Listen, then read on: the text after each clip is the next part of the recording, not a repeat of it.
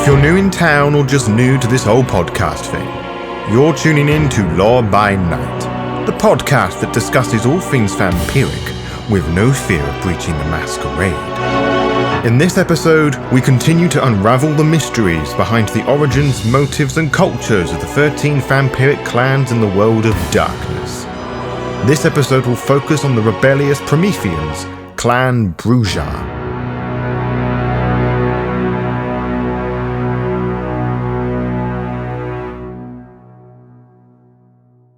I would like you to cast your mind back to our first Elysium trip together. You questioned the individuals who came to Elysium not in black suit and tie, but in leather jackets and torn jeans. I told you they belonged to the Anarch movement before elaborating greatly about the origins of the sect. Chances are most of them were probably members of Clan Brujah, or Brujah if you've been around as a kindred for the last 15 years. I am more than certain of it, for there is a bloody obvious reason as to why they are often a clan referred to as punks and rebels. They have always embraced from the ranks of individuals who are sympathetic to counterculture and revolution, fed up of being a rusty cog in the machine of corruption. The learned clan are often passionate fighters, but can be tactical thinkers. There was once a time where the Brujah were more philosophical kings than rebellious warriors, especially during our dark ages.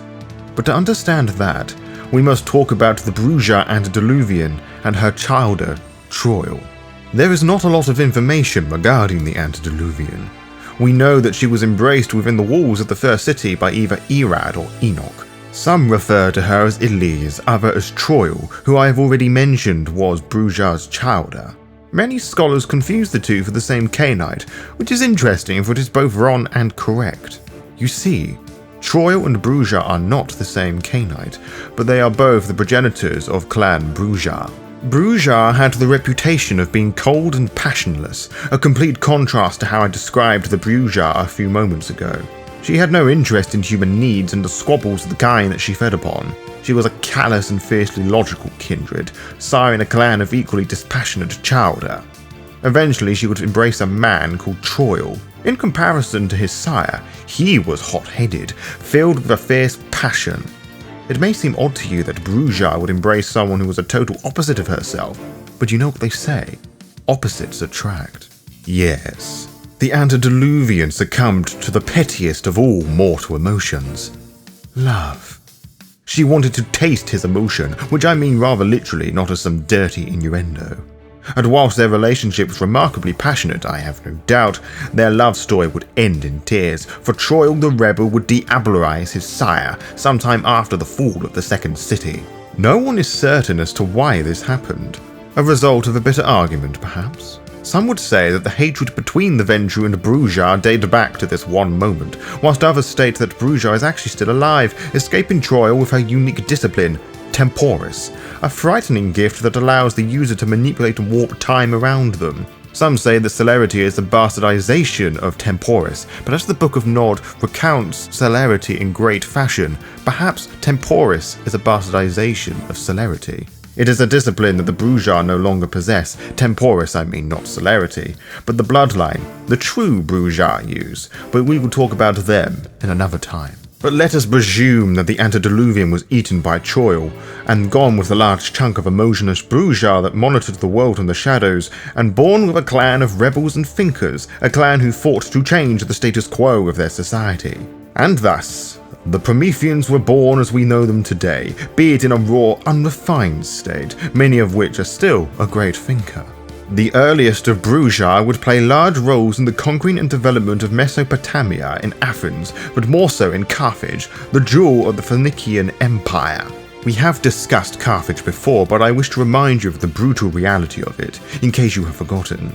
A quick internet search would tell you that the nature of the conflict between Carthage and the Greeks was due to more economic factors rather than ideological and cultural differences, that the Greeks did not wage a crusade to save the world from Imperium Barbaricum, but to extend their area of influence. Carthage wasn't interested in wiping out Greek ideals either. From our perspective, the perspective of kindred, this is where history becomes a little more bleak. The Brujah of old would tell you that the Carthage Empire allowed kindred and kind to live in harmony. Their idea of harmony was that the mortals didn't fight when the Cainites stole their loved ones and drained them dry. Harmony was the name given to their death cult. Troile, who ruled Carthage as its god-king, fed to the idea that the people had to sacrifice babies to feed some old pagan god. With the aid of the Malkavians, the Roman Ventru caught wind of all of this and invaded Carthage, destroying the city and its people, burying Troile deep within the sands of Tunisia.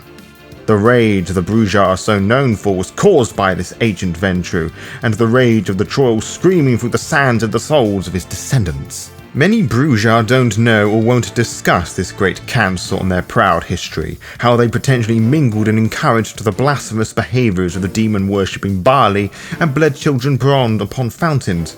And whilst you may dislike the rebels more knowing this, allow me to propose you a question. Was it right of the Ventru to interfere and make them view the world through their eyes? Who made them Canaanite police, besides themselves? Ethics aside, the destruction of Carthage would be the first major blow to the clan, who had become the one thing that they sought to destroy, becoming drunk on their power. And the innocent blood of sacrificed virgins and children, no doubt. A new wave of Brujah neonates would be embraced, as it is often the fledglings are the ones to push the clan forward into greatness. This, of course, leads us to the Anarch Revolt, when the church developed the Inquisition, which had the one goal of destroying kindred, lupine and mage, wiping us out like the vermin that we are. Whilst it was the La Sombra that would be the brains behind the first Anarch Revolt, and the Tzimisce would be the ones responsible severing the blood bond all neonates had with their elders, it would be the Brujah that would plant the seeds into the minds of the medieval neonates, presenting an idea that had never been challenged before: rebellion. Disobeying your sire, rejecting their commands, and live your own lives free from dictatorship of the arrogant princes and elders that partook in the Great Jihad. The idea spread like wildfire. So well, in fact, that the elders began to call them Anarchs, a title that the Brujah and the rest of these rebellious souls would wear proudly on their chests. It would also be at this point that I believe the rebellious Brujah fighter had reached its final form. The Anarch Revolt didn't end the relationship between dominating elder and the subservient neonate. All it did was reshuffle the deck and presented a different hand of cards. In a less pompous terms, it meant new leaders were introduced.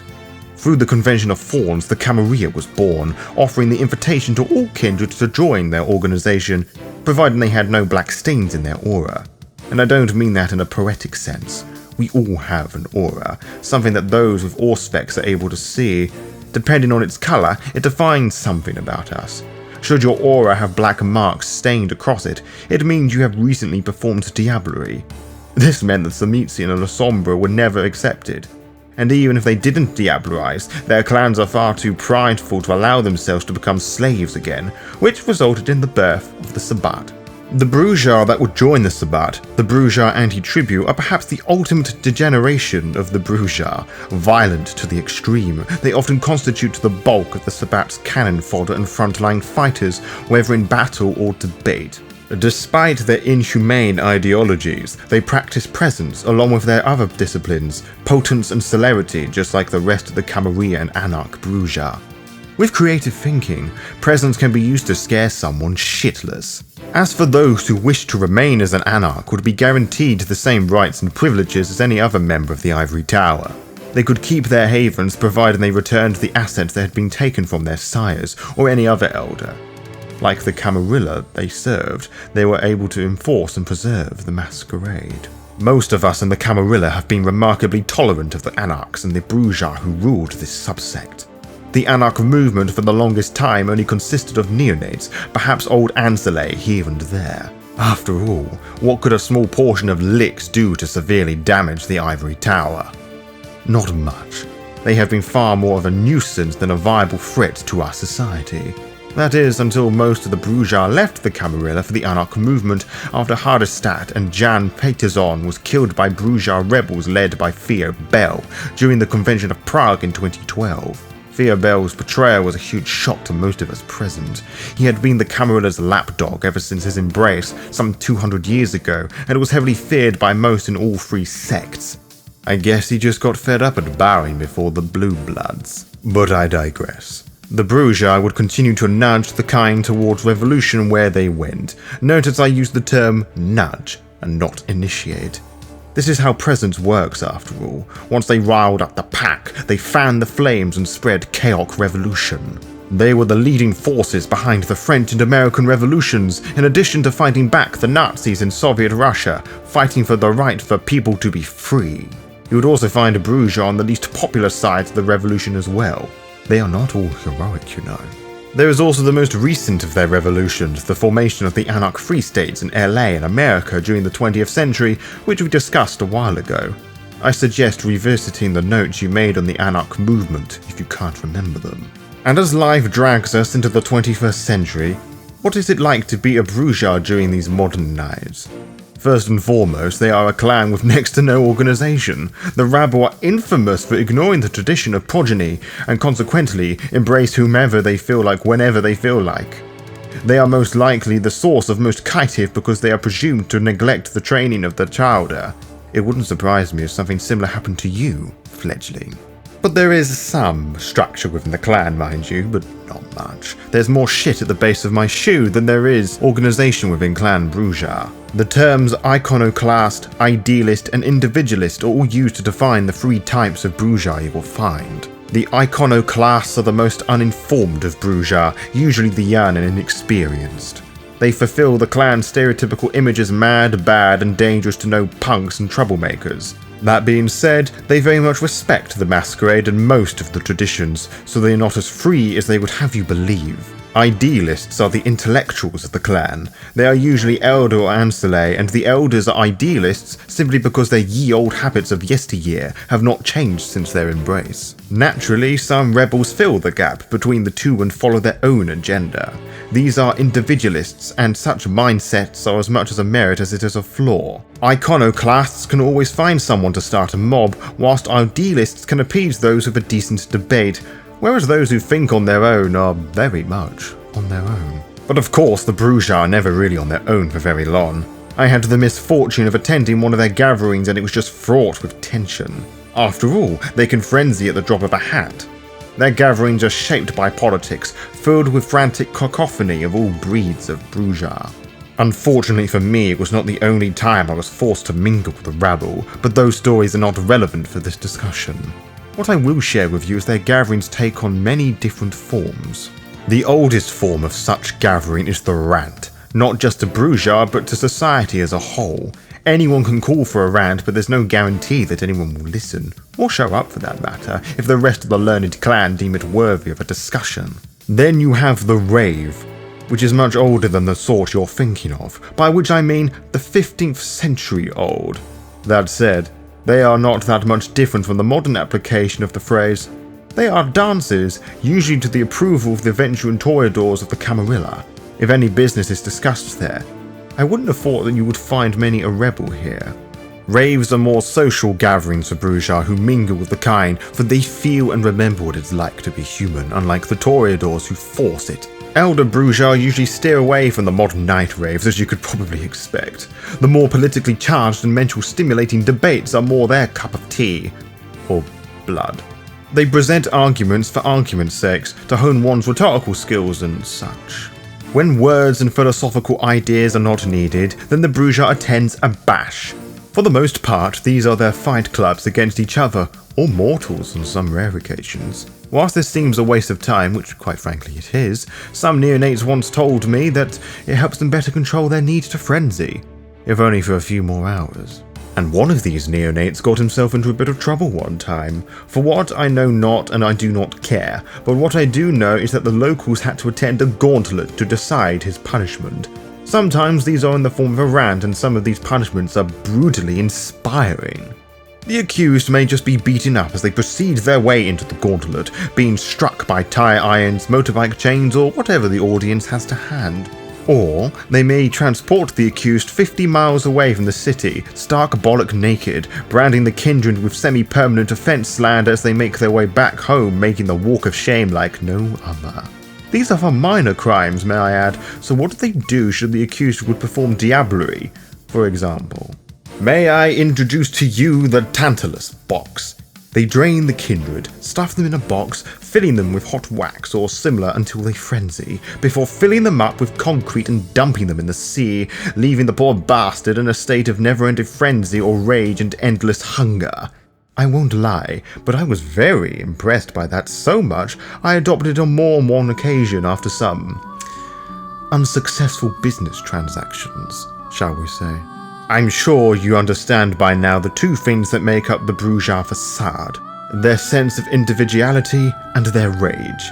They have tried to recognize the kind as something more than food for centuries, now engaging them at their raves and nightclub scenes, with some wanting to reach Golconda, the almost mythical balance between beast and humanity, to allow a Cainite to walk in the sunlight. The Brujah are the ones most in touch with their humanity, not the Toreadors, who simply are addicted to beauty. Any Toreador who tells you otherwise is fooling themselves. Similar remarks can be made with the other clans, who all have to force themselves to feel some of their emotions. In a sense, the unique balance between beast and humanity makes the Learned clan far more powerful than the other clans. They do not forget what the kind do to us, nor do they forget how to manipulate such emotions to satisfy the Brujah needs, wants, or desires. That being said, the Brujah, as they always have been, nothing more than mere rabble. They lack organization and structure and are arguably the biggest downfalls of their kind. It is only during the 20th century that they found their feet to make their own Anarch-free state, which seems to be a disarray once more if my associates in Los Angeles are to be trusted. Even then, most of the cultural revolutions, the concept of free love, punks, mods, and rockers, communism, fascism, and any other tradition and fad you can conjure, was created by the kind, not the Brujah. All they do is simply ride the waves, leaving their fate to whenever the whims of fate may lead them, and that to me is remarkably irresponsible. To be kept updated, follow the Law by Night VTM Twitter and Instagram pages to find out when we will upload each episode. You can also find out by subscribing to the YouTube channel and clicking on the little bell, as you'll be immediately notified when the latest episode is live. Until next time, farewell.